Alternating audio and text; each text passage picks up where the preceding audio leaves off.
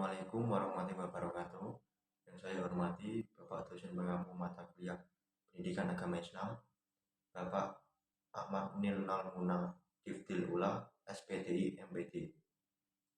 Perkenalkan, nama saya Anjas Rekto Nugroho, NIM 536 dari kelas Manajemen C. Pada kesempatan kali ini saya akan mempresentasikan hasil tugas resumen jurnal dengan tema Islam dan Iptek yang berjudul Ilmu Pengetahuan dan Teknologi Menurut Pandangan Islam. Pendahuluan. Puji syukur kehadirat Allah Subhanahu wa Ta'ala senantiasa memberikan kesempatan dan kesehatan dalam aktivitas keseharian kita. Amin. Salam dan taslim atas baginda Rasulullah Muhammad SAW, atas segala risalah dan petunjuk yang telah dibawanya. Peran Islam dalam perkembangan Iptek ada dua, yaitu yang pertama, menjadikan akidah Islam sebagai paradigma ilmu pengetahuan. Ilmu pengetahuan yang sesuai dengan akidah Islam dapat diterima dan diamalkan, sedangkan yang bertentangan dengannya wajib ditolak dan tidak boleh diamalkan. Yang kedua, menjadikan syariat Islam sebagai standar bagi pemanfaatan Iptek dalam kehidupan sehari-hari. Pembahasan kemajuan ilmu pengetahuan dan teknologi dunia yang kini dipimpin oleh peradaban barat satu abad terakhir ini mencengangkan banyak orang di berbagai penjuru dunia. Kesejahteraan dan kemakmuran material yang dihasilkan oleh perkembangan Iptek modern membuat orang lalu mengagumi dan meniru-niru gaya hidup peradaban barat tanpa dibarengi sikap kritis terhadap segala dampak negatif yang diakibatkannya. 1. Pengertian Iptek dan kaitannya dengan Islam. Ilmu pengetahuan adalah pengetahuan tentang gejala alam yang diperoleh melalui proses yang disebut metode ilmiah. Sedangkan teknologi adalah pengetahuan dan keterampilan yang merupakan penerapan ilmu pengetahuan dalam kehidupan manusia sehari-hari.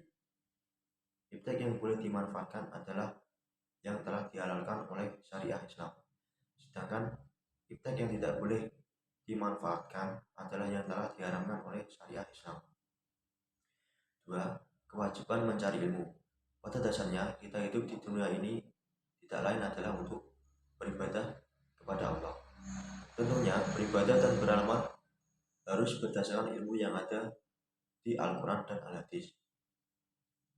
Dalam sebuah hadis Rasulullah bersabda, mencari ilmu itu wajib bagi setiap muslim, dan orang yang meletakkan ilmu pada selain yang ahlinya bagaikan menggantungkan permata dan emas pada babi hutan. Hadis riwayat Ibnu Majah dan lainnya. Juga pada hadis Rasulullah yang lain, carilah ilmu walau sampai ke negeri Cina. Dalam hadis ini kita tidak dituntut mencari ilmu ke Cina, tetapi dalam hadis ini Rasulullah menyuruh kita mencari ilmu dari berbagai penjuru dunia.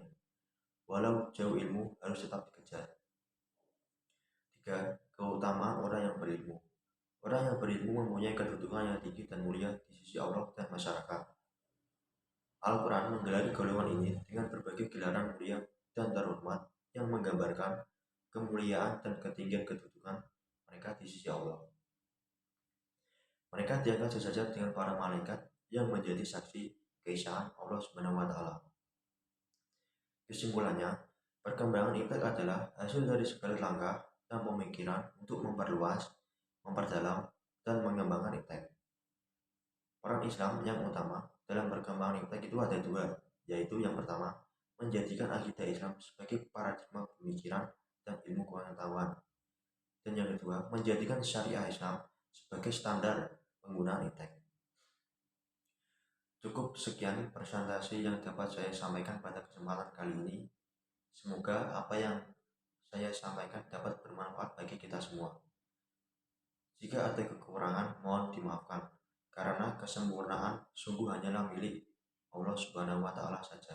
Terima kasih. Wassalamualaikum warahmatullahi wabarakatuh.